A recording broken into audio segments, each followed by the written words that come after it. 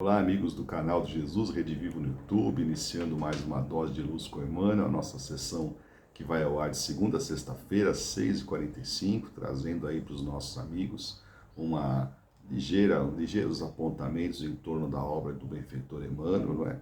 E estamos aí estudando o livro Vida e Sexo, o capítulo do divórcio, né? É interessante, a gente está procurando entender o pensamento do benfeitor a respeito dessa situação que nós encontramos na Terra.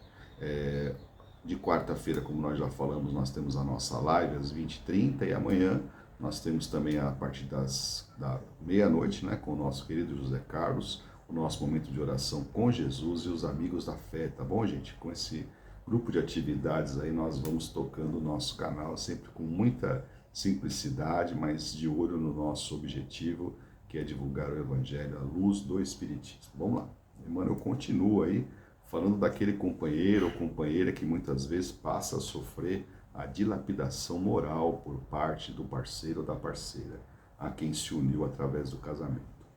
Diz Emmanuel, compelidos muitas vezes às últimas fronteiras da resistência, é natural que o esposo ou a esposa, relegado a sofrimento indébito, se valha do divórcio por medida extrema contra o suicídio, o homicídio, ou calamidades outras que lhe complicariam ainda mais o destino. Vejam só, gente, aqui, o que Emmanuel está nos falando, né?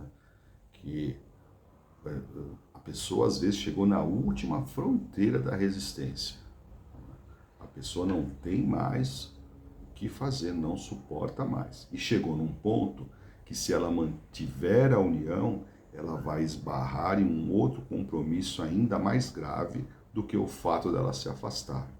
Não sei se ficou claro para vocês, porque o que Emmanuel está falando aqui? Chegou num ponto que o próximo passo pode ser o suicídio, pode ser o homicídio contra a outra parte, ou outras situações tão graves que, se forem realizadas, vão complicar mais o espírito do que o fato dele abandonar o compromisso pré-estabelecido no mundo espiritual. Então aqui nós estamos chegando no centro da lição, né?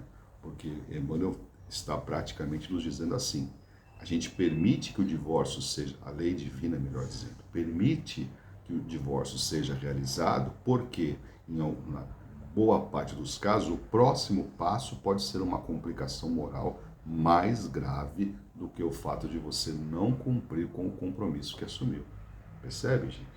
Nesses lances da experiência surge a separação à maneira de bênção necessária, e o cônjuge prejudicado encontra no tribunal da própria consciência o apoio moral da autoaprovação para renovar o caminho que lhe diga respeito, acolhendo ou não, inclusive, nova companhia para a jornada humana. Então, gente, a própria pessoa, nós vamos cair de novo na questão da consciência. Quer dizer, eu fiz tudo o que estava ao meu alcance, tudo que era possível, eu tentei, coloquei o melhor de mim, mesmo assim continuo sendo dilapidado moralmente. Mesmo assim, o próximo passo a ser tomado pode ser algo de consequência grave para a minha vida de espírito. Então a separação, ela vai encontrar aprovação dentro da minha própria consciência, me permitindo, quer eu queira ou quer eu não queira, até contrair um novo relacionamento que a lei divina não condena. Percebe, gente? É uma situação muito específica, mas a justiça não vai condenar ninguém por tomar essa atitude.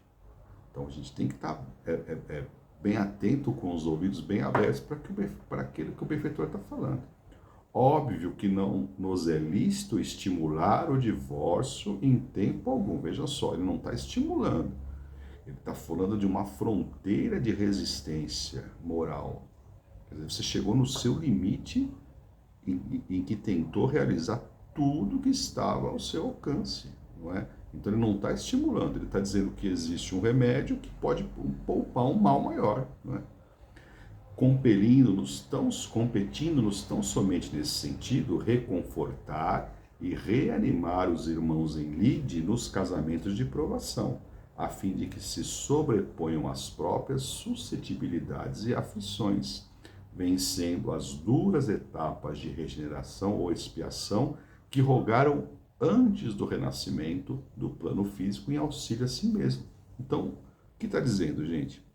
que o papel dos benfeitores é realmente estimular-nos, mesmo no dia a dia dificultoso, que toda a união vai ter, né? Ninguém vive num casamento perfeito, entre almas totalmente afins. Nós somos espíritos diferentes, com aspirações diferentes, com sentimentos diferentes, que nos unimos por uma determinada circunstância. Então, o que Emmanuel está dizendo assim? Que a gente procure passar por cima dessas aflições todas, dessas sensibilidades que a gente às vezes sente, para tentar, nessas dificuldades do dia a dia, a gente poder também restaurar a si próprio e ajudar na restauração do companheiro, da companheira, porque fomos nós mesmos que rogamos isso lá no mundo espiritual. Ainda assim, é justo reconhecer que a escravidão não vem de Deus e que ninguém possui o direito de torturar ninguém à face das leis eternas.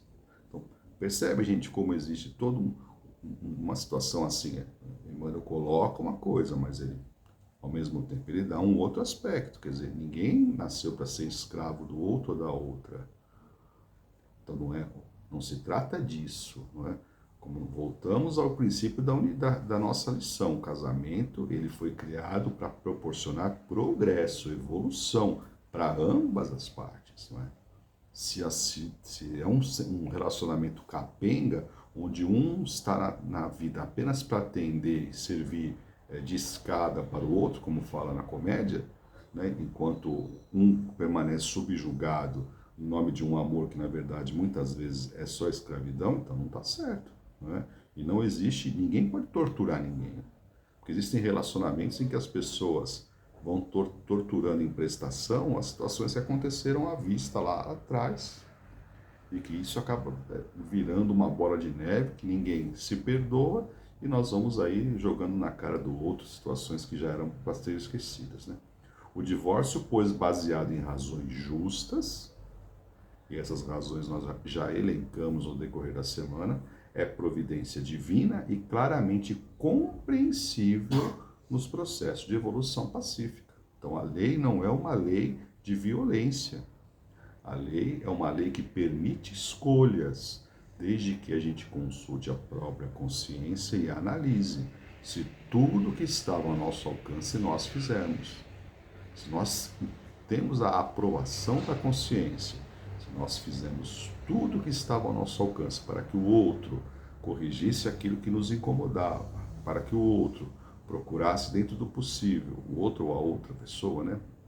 Procurasse dentro do possível atender aquilo que a gente anseia. Se nós fizermos todo o possível e muitas vezes só encontramos incompreensão, tortura moral, desejo de subjugar-nos dentro de um sentimento para atender apenas à vontade de um dos lados, o divórcio é uma providência perfeitamente cabível, compreensível dentro destes processos de evolução pacífica, porque como nós já dissemos, gente, é muito melhor a pessoa separar-se do que cometer um crime, não é? Porque aí complica mais ainda uma situação que já é deveras complicada, tá bom? Um grande abraço para vocês, fiquem com Deus. Amanhã a gente encerra a nossa lição sobre o divórcio do livro de Emmanuel, tá bom? Fiquem com Deus, até lá.